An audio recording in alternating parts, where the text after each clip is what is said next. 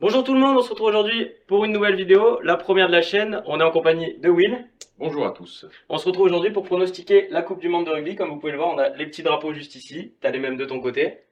Et on va faire du coup la poule A tout de suite pour nous amener jusqu'aux phases finales et donner un petit peu nos avis, nos ressentis sur cette Coupe du Monde qui commence du coup vendredi. Notons, oui, qu'on s'approche de l'échéance et qu'on est vraiment tout proche. Les matchs amicaux sont passés, la préparation a été faite, donc on est vraiment tout près du début de la compétition. Exactement. Bon, du coup, on va commencer avec la poule A. Je te laisse y aller, Will. Eh bien, c'est parti. Alors, on démarre par le cinquième et on va annoncer nos cinquième, quatrième, troisième, second et premier, chacun notre tour. Donc, une cinquième place qui sera, à mon avis, pour la Namibie. La Namibie qui n'a plus gagné un match en Coupe du Monde depuis 1999. C'est toujours un petit poussé et un peu une assurance pour les autres équipes de prendre des points quand on a la Namibie dans sa poule. Et je ne les vois pas battre l'Uruguay. L'Uruguay qui est assez solide et qui avait battu les Fidji en 2019, par ailleurs. Ah, après, tu vois, après, c'est là où je vais pas être d'accord avec toi, mon petit William. C'est que du coup, je vais mettre l'Uruguay cinquième, moi, à la différence de toi. Alors, pourquoi?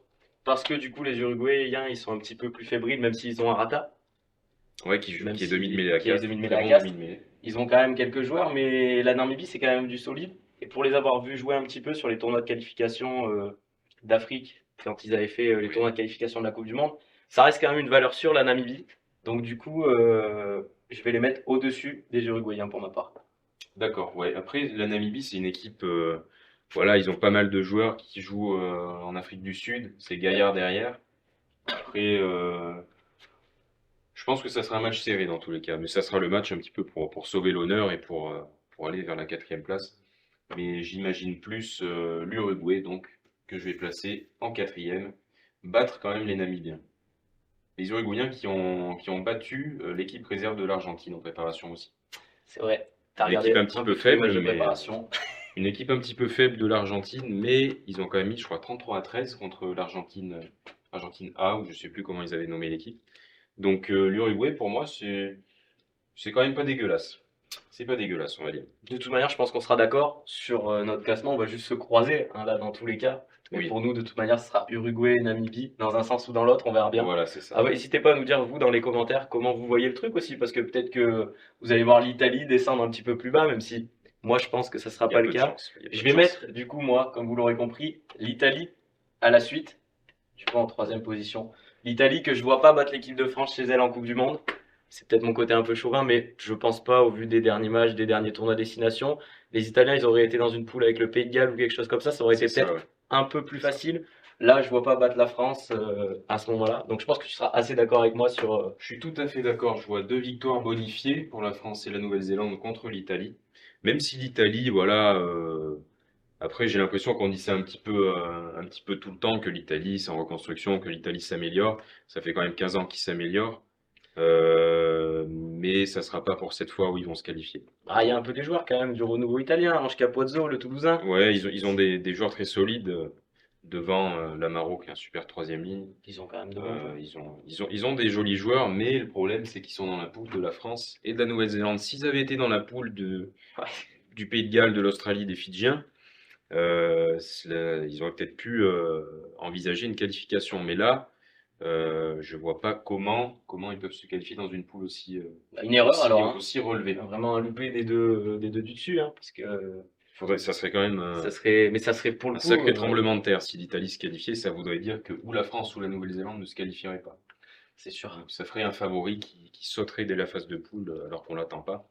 Donc l'Italie troisième pour moi. Et on est d'accord là-dessus et je pense que la plupart des gens seront d'accord là-dessus.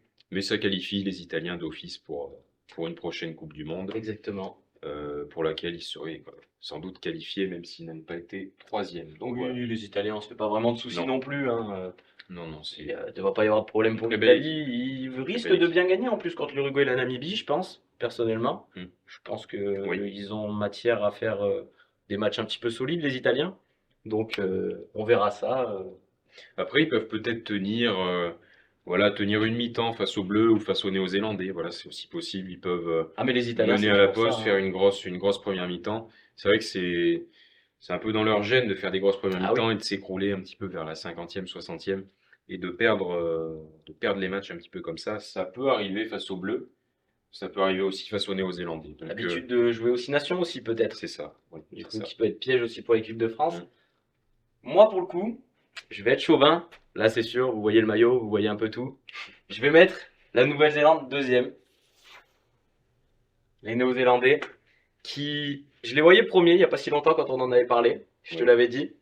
Mais il y a quelques matchs de préparation des Néo-Zélandais qui font que l'Afrique du Sud, par exemple, ce match-là, m'a fait un peu changer mon avis. Il m'a fait d'ailleurs changer mon avis sur la poule de l'Afrique du Sud, au passage. On verra ça un peu tout à l'heure. Mais du coup, je vois bien la Nouvelle-Zélande deuxième. Alors, gagner, les Français, ils vont le faire, mais pas de beaucoup. Hein. Ça va se jouer à 2-3 points. Il faut pas non plus rigoler. Je pense que ce sera sur une méforme des Néo-Zélandais.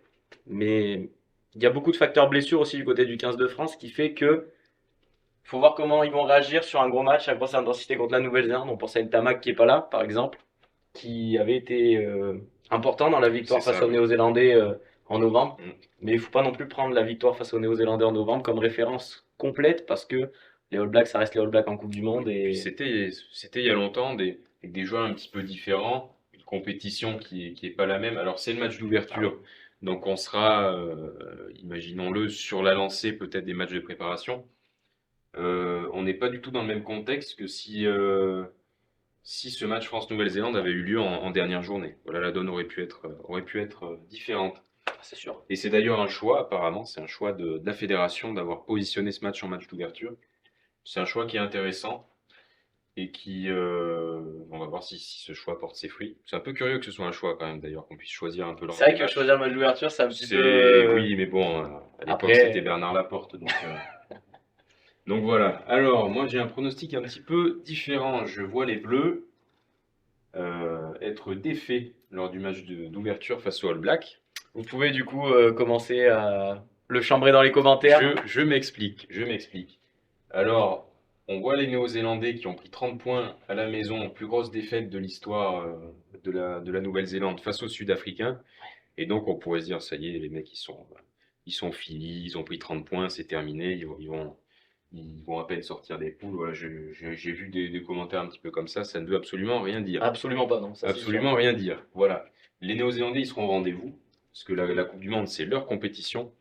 Ils n'ont jamais vraiment été en dessous de leur niveau. Ils ont eu perdu des matchs en phase finale, en quart de finale en 2007 contre les Bleus. Oui, mais Des c'est. matchs un petit peu, on peut dire, tendancieux. Oui, Et mais en 2019, ils avaient été battus en demi par les Anglais. Ils gagnent pas à chaque coup, bien sûr, mais là, je les vois pas passer à côté. Et pour moi, ils vont battre les Bleus. Ou alors, s'ils les battent pas, peut-être un match nul et puis une qualification à la différence de points. C'est aussi possible. Donc, première place de ce groupe A, pour ma part, Nouvelle-Zélande. Deuxième place pour la France. Troisième place pour les Italiens. Quatrième place pour l'Uruguay. Et cinquième place pour la Namibie. finalement on se croise sur la fin de tableau et le haut de tableau. Voilà, c'est ça. On est d'accord sur les Italiens, en tout cas. On est d'accord de toute manière sur les qualifiés, on est d'accord sur les Italiens. C'est ça, on est le d'accord sur les principal. qualifiés, sur les Italiens. L'Italie nous met d'accord. C'est donc la fin de cette vidéo. On a décidé avec William de partager du coup les vidéos sur la Coupe du Monde en une série de 5 vidéos. Du coup la poule A, B, C et D indépendamment du coup dans chaque vidéo. Et les phases finales pour vous permettre à vous de regarder de manière un petit peu plus sympathique les vidéos pour que ça dure entre 8 et 10 minutes. Celle-ci je crois qu'elle fait une dizaine de minutes, voire un peu moins. Donc du coup on s'est permis de faire ça pour que ça soit plus intéressant parce que même nous on s'était dit qu'on n'aurait jamais regardé de vidéo de 50 minutes sur la Coupe du Monde puisque mis bout à bout ça faisait quand même une très longue vidéo. Donc n'hésitez pas à nous dire dans les commentaires si vous êtes d'accord avec nos pronostics, à faire les vôtres aussi, on regardera de toute manière les commentaires avec William. Et sur ce, merci à vous d'avoir regardé la vidéo, salut!